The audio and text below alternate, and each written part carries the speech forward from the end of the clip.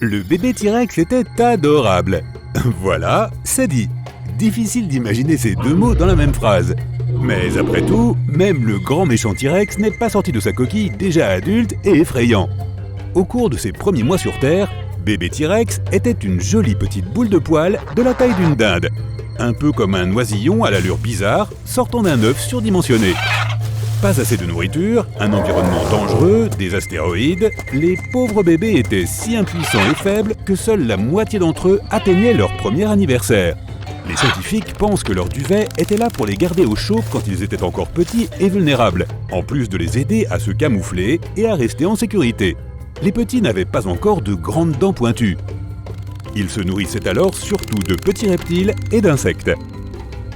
Ils grandissaient toutefois assez vite, puisqu'ils prenaient jusqu'à 2 kilos par jour, comme nous pendant les fêtes.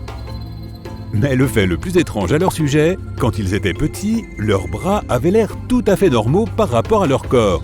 Mais lorsqu'ils atteignaient la taille adulte, leurs proportions étaient bizarres. Leurs parents étaient super célèbres. Ils se sont retrouvés floqués sur des t-shirts, dans des films et dans des costumes d'Halloween. Mais le T-Rex que nous connaissons et aimons n'existait pas vraiment. Tout d'abord, la vitesse. Il n'était pas si rapide. Dans les films, tu ne peux pas leur échapper, même si la voie est libre et que tu es dans une voiture plutôt correcte.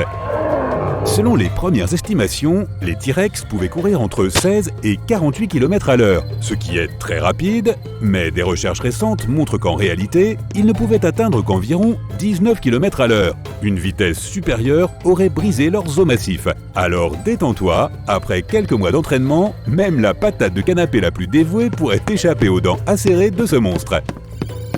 Et qu'en est-il de notre vieil ami, le stégosaure ? Il a vécu il y a environ 150 millions d'années, il n'a donc pas eu la chance de rencontrer ces mignons petits T-Rex qui sont apparus bien plus tard. Nous reconnaissons tous ce dinosaure. C'est celui qui a ces fameuses plaques verticales sur le dos. Elles faisaient parfois jusqu'à 1 mètre de haut. Tu aurais presque pu te cacher derrière l'une d'elles. Les scientifiques ne savent toujours pas vraiment pourquoi ils en avaient. Mais ils pensent que le stégosaure aurait pu réguler son flux sanguin grâce à elles, comme un thermostat osseux massif. Ils pensent aussi que ces dinosaures pouvaient utiliser le même système pour contrôler la couleur de leur peau, selon qu'ils voulaient être attirants ou effrayants. Impressionnant, n'est-ce pas ? Cette pauvre créature avait un cerveau qui pesait juste un peu plus qu'une balle de tennis, et qui faisait à peu près la taille d'une noix. C'est l'équivalent du cerveau d'un chien, dans le corps d'un hippopotame. Troodon était l'un des dinosaures les plus intelligents qui soient. Très complet, excellent chasseur, avec une vision stéréoscopique, 2 mètres de long et un cerveau qui ne s'arrêtait jamais. Une véritable bête de compétition. Les restes de Troodon ont été l'une des premières découvertes de dinosaures en Amérique du Nord. L'un des dinosaures les plus étranges était certainement Suzurosus. Appelons-le simplement Suson. Si tu la rencontrais, tu aurais l'impression de regarder une grosse dinde croisée avec un rat et avec un corps super poilu. C'est peut-être la grand-mère perdue depuis longtemps du paresseux moderne. Son copain, Pegomastax, n'était certainement pas loin derrière en termes de bizarrerie. Il ressemblait à un mélange entre un porc-épic et un perroquet. Mais ne le lui dis pas en face, il avait quelques dents pointues qu'il pouvait aiguiser l'une contre l'autre. Le plus grand et l'un des plus lourds dinosaures connus était Argentinosaurus. Personne n'a jamais trouvé de squelette complet, mais cette bête devait peser environ 100 tonnes et mesurer à peu près 40 mètres de long. En comparaison, le plus grand animal actuel, la baleine bleue, ne fait que 30 mètres de long. Lorsqu'on dit dinosaure, tu imagines probablement une bête grosse comme un immeuble, qui pouvait utiliser un arbre comme cure-dent. Certains d'entre eux étaient gigantesques, c'est vrai, comme ces dinosaures au long cou et à la queue monumentale qui pouvaient atteindre la taille d'un avion. Mais beaucoup d'entre eux étaient petits et légers, certains avaient la taille d'un pigeon. Le plus petit squelette de dinosaure jamais trouvé était un minuscule lézard-souris. Certains dinosaures avaient des queues de plus de 14 mètres de long, ce qui leur permettait de garder plus facilement l'équilibre quand ils couraient. Mais ils ne traînaient pas leur queue sur le sol. Les dinosaures restaient très actifs et étaient assez rapides, alors ils gardaient leur queue en l'air la plupart du temps. Même si ce vilain astéroïde a anéanti la plupart d'entre eux, une grande partie de l'ADN des dinosaures est restée dans les parages et s'est retrouvée dans les animaux que nous connaissons aujourd'hui, comme les oiseaux. La première fois que quelqu'un a ne serait-ce que songé à connecter les deux, c'est après avoir découvert un oiseau primitif en Allemagne. Plus tard, les chercheurs ont classé les dinosaures en deux groupes, en fonction du type de hanche qu'ils avaient. Le premier groupe semble assez familier. Ils avaient un bassin semblable à celui des lézards.